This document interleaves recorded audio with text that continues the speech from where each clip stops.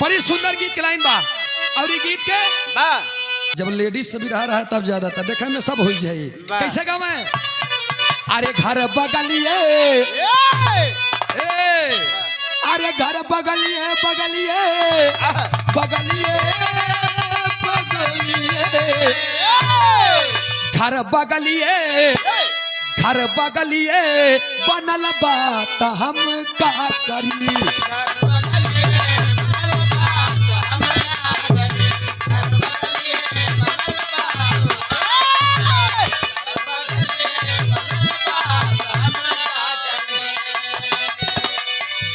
घर बगलिए बनल बात हम का करी।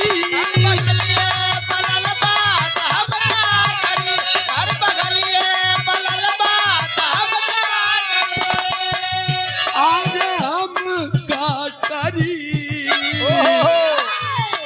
आँखियन से लड़ल बात हम का करी। आँखियन से लड़ल बात हम का करी।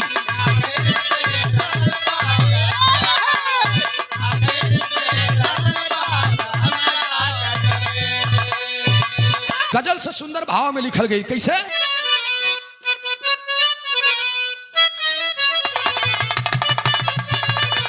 अरे इश्क हर जाति अरे इश्क हर जाति मानव को अंधा किया।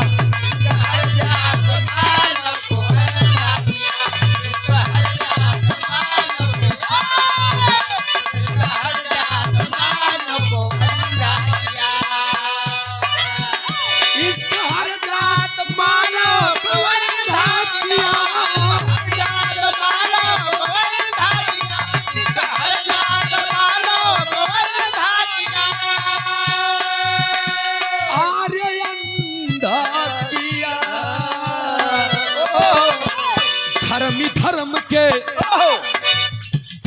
धर्म के ही आड़ में धंधा किया। धर्म के ही आड़ में धंधा।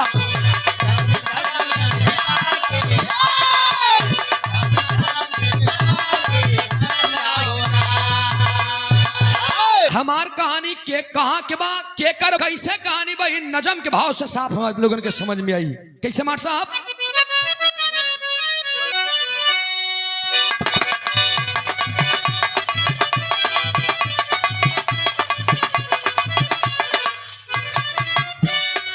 अब पे तनी ध्यान दिया आप लोग।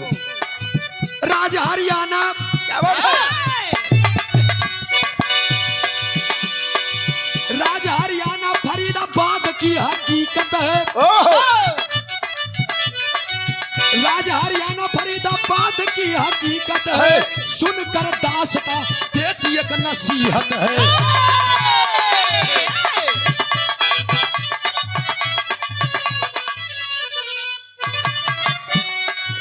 विश्व शर्मा जो लोगों के करीब रहे।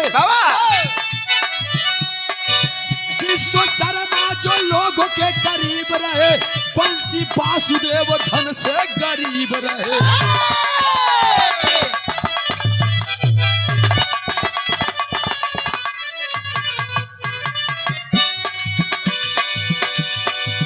विश्व शर्मा के दो छोटे बेटे थे।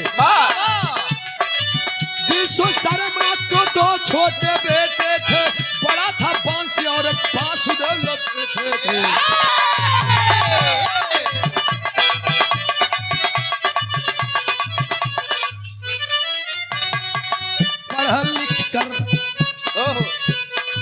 पढ़े और लिखकर बंसी सपने को सजाया है। पढ़ा लिखकर बंसी सपने को सजाया है। पढ़ा लिखकर बंसी सपने को सजाया है। एक दिन फौजी बनकर घर वापस आया है।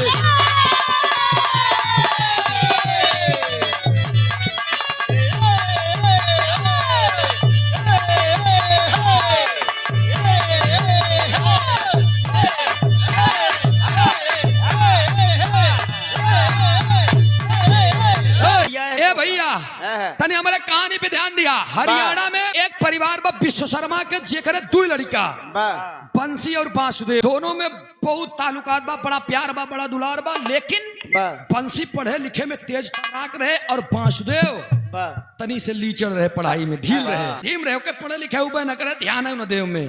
लेकिन बंसी अपने परिवार का सब कुछ देख करके वो पढ़ाई लिखाई में मन लगाया। समय व्यतीत होते गया और जब समय बीतत गई, आज इंटर फाइनल किया है, 19 साल के उम्र में वो बंदा जयपुर में जाता है और अपनी दौड़ निकालता है 19 साल की उम्र में। और जब दौड़ निकाले बहादुर 1 साल लगातार मेहनत करने के बाद होकर फसत कैसे चल गई। बंसी के तन पे वर्दी सजल बा। आज जौने गरीब के घरे में खाए के बदे 2 वक्त के रोटी बड़े किस्मत और बहुत नसीब से बड़ी मेहनत से मिलत रहे, आज रोटी की व्यवस्था हो गई। काहे कि बंसी तन पे वर्दी चल रहा, आज वो फौजी बन गया। और जब बंसी फौजी बन गया, ड्यूटी पे जात बा, तब अपने छोटे भाई वासुदेव को समझा कर कहता है, मेरे भाई मैं तो घर पे नहीं रहूंगा, पिताजी अकेले हैं, उनका देखभाल करना मेरे भाई, मैं जा रहा हूँ। इतना बात कहा कि बंसी चल गई। जब बंसी चल गई तो होत का बमार सब तरस खिलाइन बा।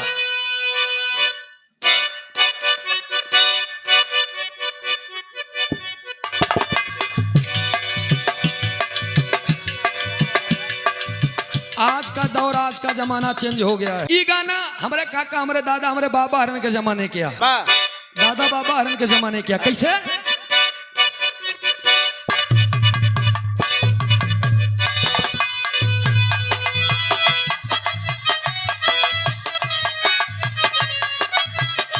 अरे वाह, बड़ी शानदार लाइन बा।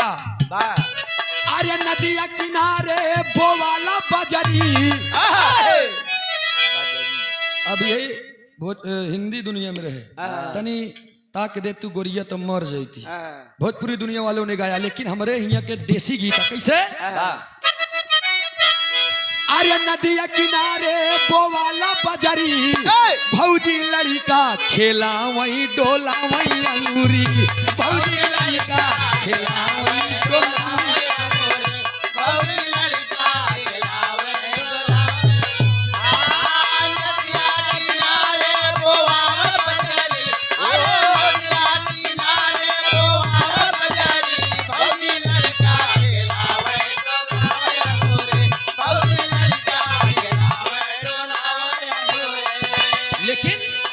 बंसी अपने छोटे भाई को समझा करके ड्यूटी पर चलता है और कहा बका,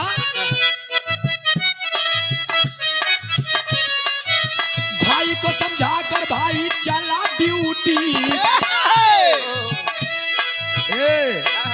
एक भाई को भाई समझा करके ड्यूटी चल दिया, भाई को समझा कर भाई चला ड्यूटी। अपने सब कुछ संभालना मेरे भाई, भाई को समझा कर भाई चला ड्यूटी, अंगे अंग संभालना और घर का ब्यूटी।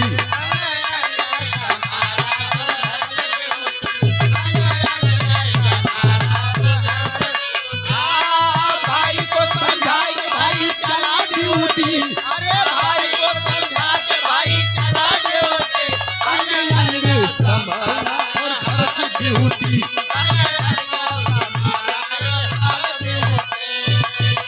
जब लड़का कुछ नहीं करत रहते हैं तो उनके आगे पीछे क्यों आवत जात नहीं, लेकिन जब कोई कुछ कर जाता है तब ढेर अगुआ टहरे लागत है।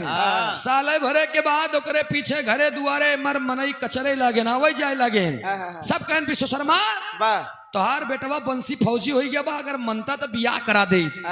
बढ़िया से बातचीत देख के और बंसी का शादी मान लेते हैं। और जब शादी मान ले, बंसी छुट्टी लेकर के आया, और जब बंसी छुट्टी लेके आया तो छोटका भाई कहा बका कहे,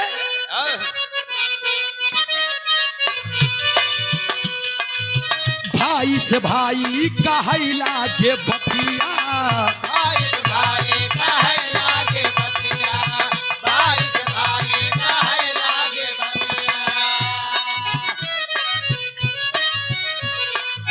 मन से मन यू लगाई के छतिया,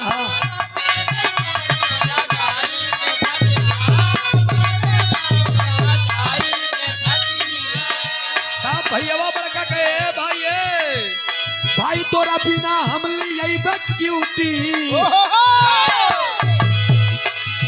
भाभी कि तोरा बिना हम लियो ड्यूटी, अंग अंग संभालो और घर की ड्यूटी।